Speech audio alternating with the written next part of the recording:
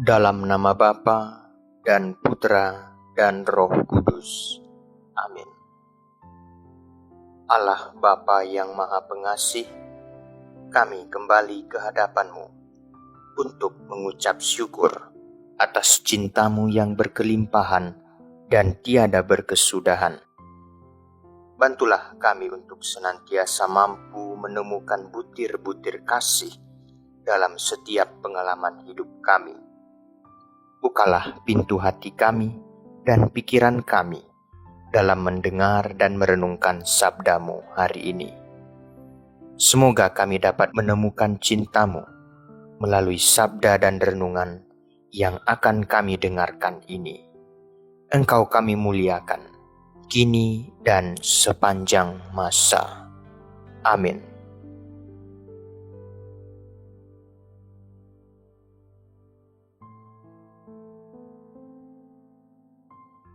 Tuhan bersamamu dan bersama rohmu. Inilah Injil suci menurut Yohanes. Dimuliakanlah Tuhan. Dalam amanat perpisahannya, Yesus berkata kepada murid-muridnya, "Inilah perintahku, yaitu supaya kamu saling mengasihi, seperti aku telah mengasihi kamu.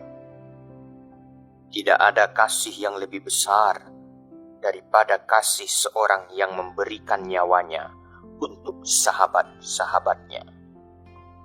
Kamu adalah sahabatku, jikalau kamu berbuat apa yang kuperintahkan kepadamu. Aku tidak menyebut kamu lagi hamba, sebab hamba tidak tahu apa yang diperbuat oleh tuannya. Tetapi aku menyebut kamu sahabat, karena aku telah memberitahukan kepada kamu segala sesuatu yang telah kudengar dari Bapa-Ku. Bukan kamu yang memilih aku, tetapi akulah yang memilih kamu. Dan aku telah menetapkan kamu, supaya kamu pergi dan menghasilkan buah, dan buahmu itu tetap. Supaya apa yang kamu minta kepada Bapa dalam namaku, diberikannya kepadamu. Inilah perintahku kepadamu, kasihilah seorang akan yang lain." Demikianlah sabda Tuhan. Terpujilah Kristus. Saudara-saudari yang dikasihi Tuhan, dalam Injil hari ini, Yesus memberikan perintah yang menjadi inti seluruh hidup Kristiani, yaitu agar kita saling mengasihi seperti Dia telah mengasihi kita. Perintah ini bukan sekadar ajakan moral biasa, melainkan sebuah standar kasih yang sangat tinggi. Yesus tidak berkata sekadar mengasihi sesama, tetapi mengasihi seperti Dia mengasihi.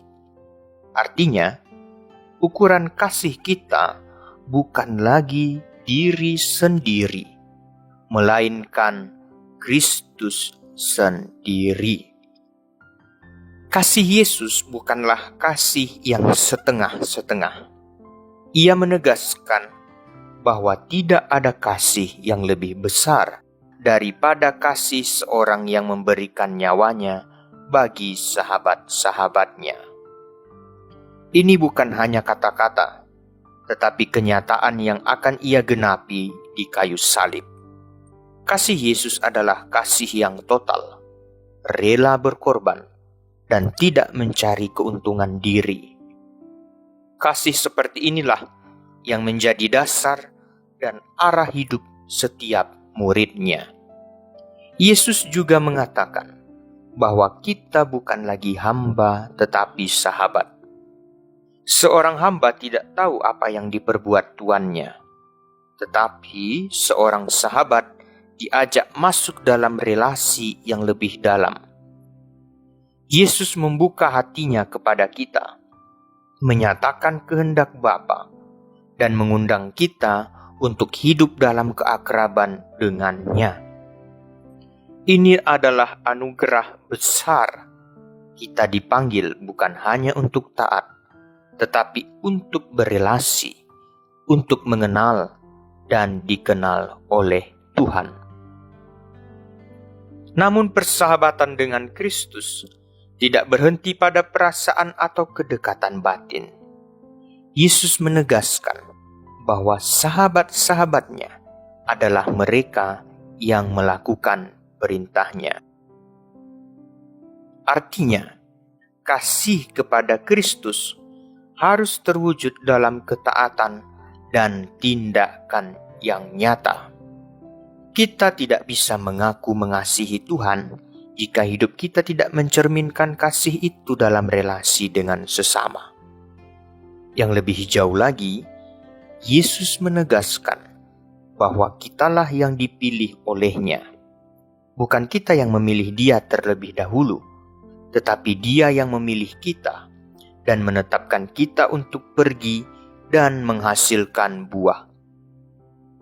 Ini berarti hidup kita memiliki tujuan, menjadi saluran kasih Allah di dunia. Buah yang dihasilkan bukan hanya keberhasilan lahiriah, tetapi buah kasih, kebaikan, kesabaran, pengampunan, dan kesetiaan. Kasih yang diminta Yesus bukanlah kasih yang mudah.